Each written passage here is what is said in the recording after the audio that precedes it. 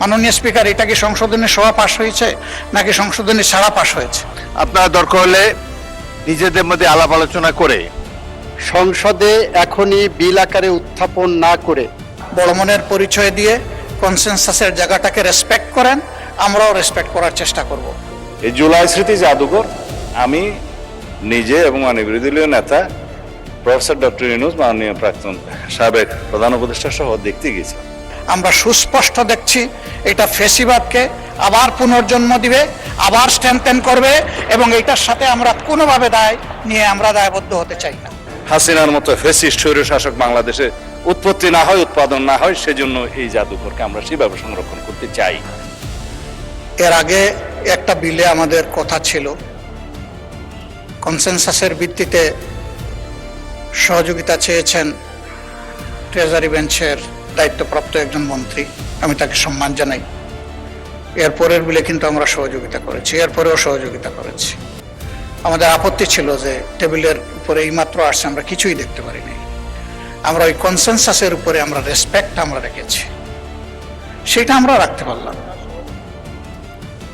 এই আপনার সভাপতিত্ব হয়েছে, আমরা সেটা রাখতে পারলাম, কিন্তু আমাদের একটা ন্যায্য এই দাবি, যেটার সাথে সবার ব্যক্তিগত আবেগ, চিন্তা এবং কন্ট্রিবিউশন, স্যাক্রিফাইস জড়িত, সেটা একটু সরকারি দল পারেন না একটু রিভিউ করতে? তারা একটু মন বড় করে বলতে পারেন, ঠিক আছে এজ ইট ইজ আমরা এখন পাশ করে নিলাম, ভবিষ্যতে অধিকতর সংশোধন দরকার মনে করলে আবার আমরা বিলেন সেটা পারি। কিন্তু না না, আপনারা তো পাশ করেছেন সংশোধনী সহ। মাননীয় স্পিকার, এটা কি সংশোধনী সহ পাশ হয়েছে নাকি সংশোধনী ছাড়া পাশ হয়েছে? সংশোধনী সহ পাস হয়েছে। এই জন্যই আমি বলছি যে আপনারা ওই অংশটা বাদ দিয়ে কনসেনসাসের রেসপেক্টের জায়গা, আস্থার জায়গাটা, যেখানে আমরা সবাই চলে আসলাম, সেই জায়গাটা রেখে যদি এটা করেন, তাহলে আমাদের ফিনিশিংটা খুবই চমৎকার হবে। আমরাও চাই না যে ফিনিশিং খারাপ হবে। আপনি বলেছেন যে আর একটা মাত্র বিল বাকি আছে, তাইলে বাকি বিলগুলা কি হবে মাননীয় স্পিকার?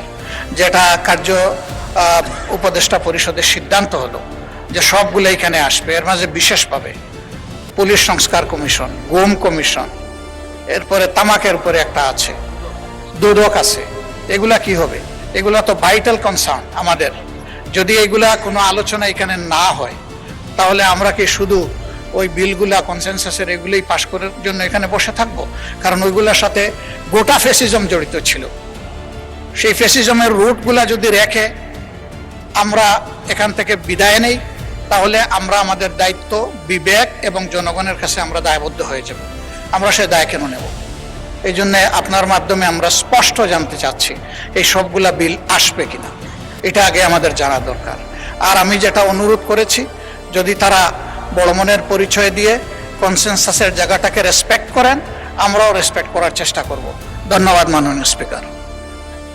মাননীয় বিরোধী দলের নেতা, মাননীয় আইনমন্ত্রী কিন্তু বলেছেন যে যে বিলটা পাশ করা হলো এটা তারা রিভিউ করবেন, প্রয়োজন হলে আগামী সংসদে নতুন করে বিল নিয়ে আসবেন, সেটা তিনি বলেছেন। সুতরাং আপনার প্রথম প্রশ্নের সমাধান উনি উত্তর দিয়েছেন।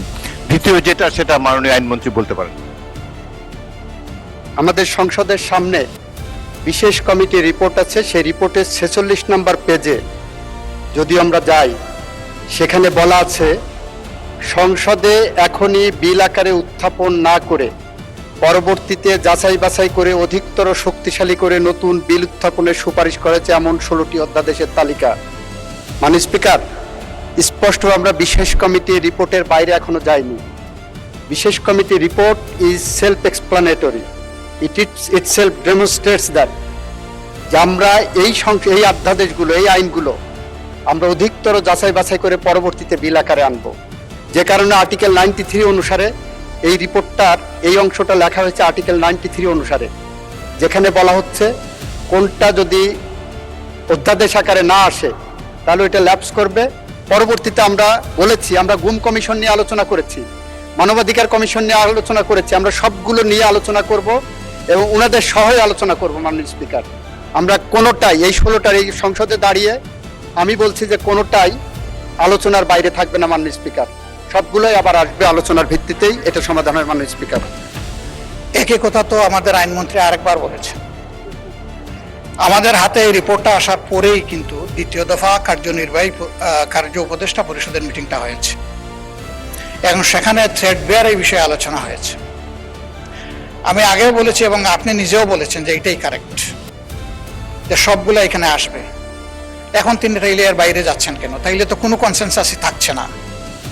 তাইলে এই কার্য উপদেষ্টা কমিটির বৈঠকের পজিশনটা কি থাকবে সেটা তো ওখানেই বলতে পারতেন, আপত্তি দিয়ে ওটা আপনি সেইভাবে রুলিং না দিতে পারতেন। তখন আমরা আমাদের কি কর্মপন্থা নেব সেটা আমরা ঠিক করতাম বিরোধী দল হিসাবে। এখন তো আমরা একটা ইনডিসিশনে পড়ে গেলাম। আমাদেরকে তো এইভাবে ইনডিসিশনে বলার অধিকার তো নেই। আমি আবারও জোরালো দাবি জানাবো, সবগুলা যদি ডেফার হয় এখানে আলোচনা হয়ে ডেফার হবে। আলোচনা না হয়ে যদি কোনো কিছু ল্যাপস করতে হয়, আমরা সুস্পষ্ট দেখছি এটা ফেসিবাদকে আবার পুনর্জন্ম দিবে, আবার স্ট্রেংথেন করবে এবং এইটার সাথে আমরা কোনোভাবে দায় নিয়ে আমরা দায়বদ্ধ হতে চাই না। একেবারেই আমাদের কথা এই ব্যাপারে ক্লিয়ার।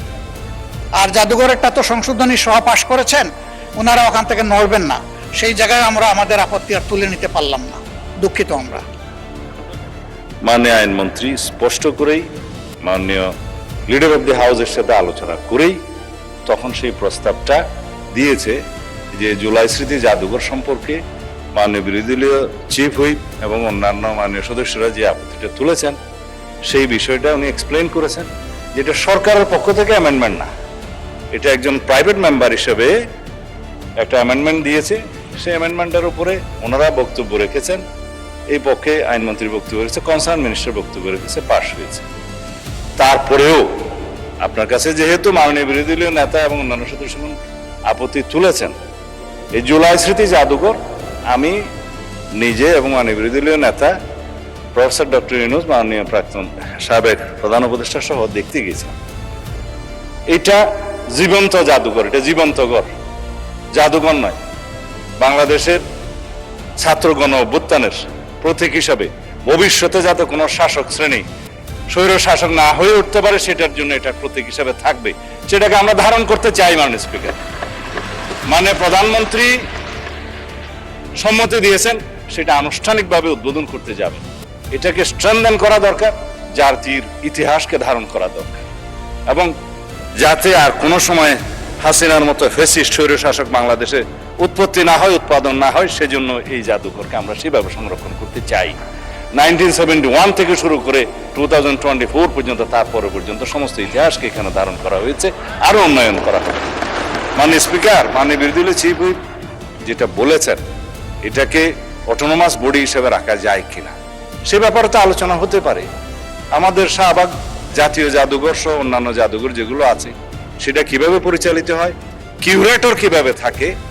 সাবেক একজন উপদেষ্টা গত ইন্টারিম গভর্নমেন্টের, তিনি খুবই পারদর্শী, সম্ভবত উনি এখনো কিউরেটর হিসেবে আছেন। আমরা তো পরিবর্তন করিনি মাননীয় স্পিকার।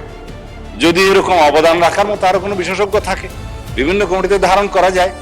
তবে কেউ পদত্যাগ করলেই কেবল সেই পদ হারাবে, সরকারের ক্ষমতা থাকবে না তাকে অপসারণ করার, সেই জন্য একটা প্রভিশন আনতে হয়েছে, সেটা মাননীয় সদস্য এনেছেন।